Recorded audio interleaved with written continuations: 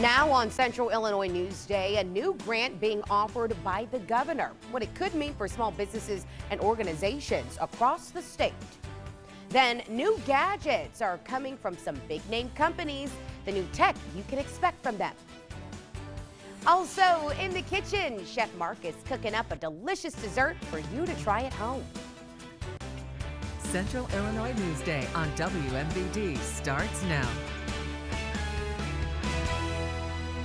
First, Peoria Disposal Company has been purchased by a Canadian waste management company. But will that mean changes for customers? Good afternoon, and thank you so much for joining us on CI Newsday. I'm Shelby Roberts. Rebecca Brumfield has the afternoon off. PDC Municipal Marketing Manager Eric Shangraw says the company GFL Environmental Inc.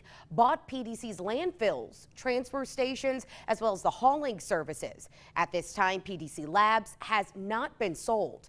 PDC employees were notified of that sale on Wednesday, we're told. Shangraw says that they'll be staying with the company. He also says the sale will be finalized on Friday, October 1st, and everything will remain the same for customers. For more information, you can visit our website, ciproud.com.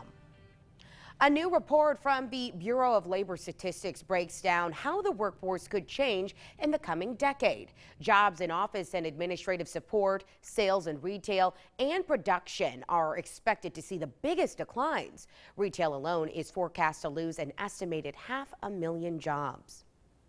From our Capitol Newsroom now, Governor J.B. Pritzker announced a $40 million grant program working to help job seekers as well as small businesses that have been hit hard by the pandemic. The Workforce Recovery Grant Program is working to boost access to training and job placement. The governor also announced a $4 million investment in 20 organizations across the state that focus on helping at-risk young people. Governor Pritzker is encouraging qualified organizations to apply for those grants. These are programs that will allow people to earn head of household wages and be able to have a great middle class and beyond success in their lives. The governor also announced that $4.4 million will go specifically to job training for at-risk youth across the state of Illinois. His office estimated that that money will go on to provide services for 1,500 people in Illinois. Well, heads up, you don't have to stress about the deadline to get a real ID.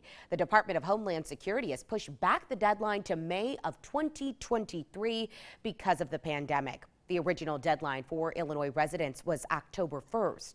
The government recommends that you get a real ID if you do not have a passport. New gadgets are coming from Facebook, Amazon, and Roku, and there are a lot of them. Rich DeMiro explains in today's Tech Smart. This is the time of the year when major tech companies release their biggest products of the season. The iPhone 13 is now on sale, but there are plenty of other gadgets coming soon. Let's start with Facebook. The company recently unveiled 2 new versions of its Portal video chat device. Portal Go is $200 and does exactly what its name implies. It lets you bring it from room to room so you can video chat anywhere in the house. The device sits on a charging dock, so it's always ready to go, and it doubles as a portable speaker with compatibility with popular music apps. Portal Plus is $350 and has a big 14-inch screen, which lets you see up to 25 people on the display at once.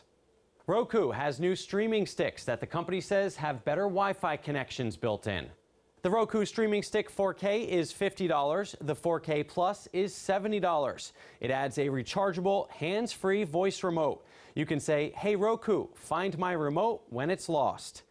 For current Roku owners, you'll get a new software update soon that makes it easier to access free live TV and to use your voice for commands. And when it comes to the most popular e-reader, Amazon has some updates for its Kindle Paperwhite models. The devices now finally support USB-C charging.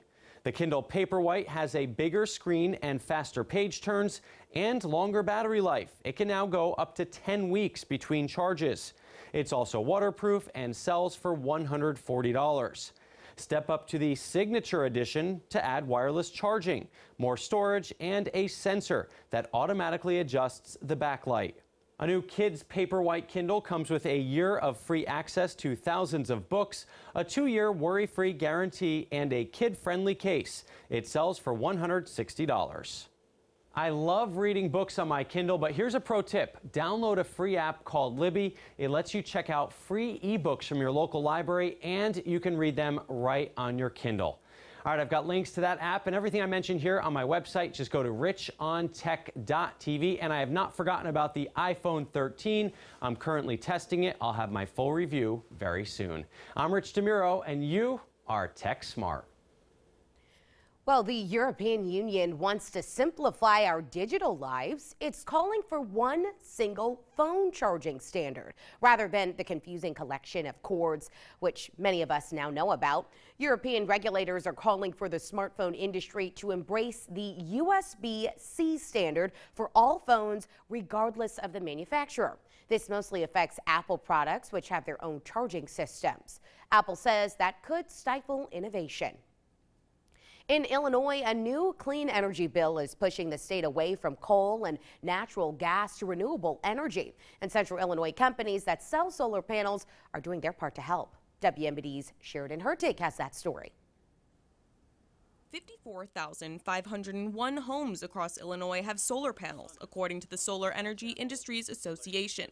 And Hunter Trineri, vice president of Sun Collectors in Peoria, is making sure Central Illinois residents know solar panels are an option. Our niche market is to make sure that solar is affordable and a smooth transition to all parties, and to make sure that the smaller communities have a chance to benefit from the programs as well. Al Coleman, who purchased solar panels from the Sun Collectors, says making this decision was definitely the right one.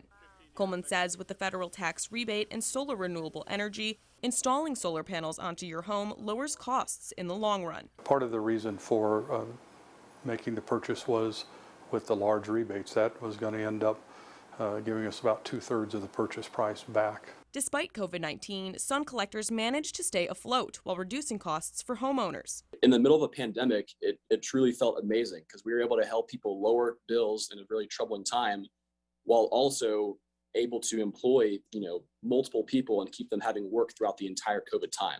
Trineri says Illinois re-implemented the Solar Renewable Energy Credit Program, or SREC, during COVID-19. While SREC is available, he says homeowners should take advantage of the program now. Reporting in Peoria, Sheridan Hurtig, WMBD News. You're watching Central Illinois Newsday with Rebecca Brumfield and meteorologist Adam Shawinski with your local weather authority forecast. This is Central Illinois Newsday on WMBD.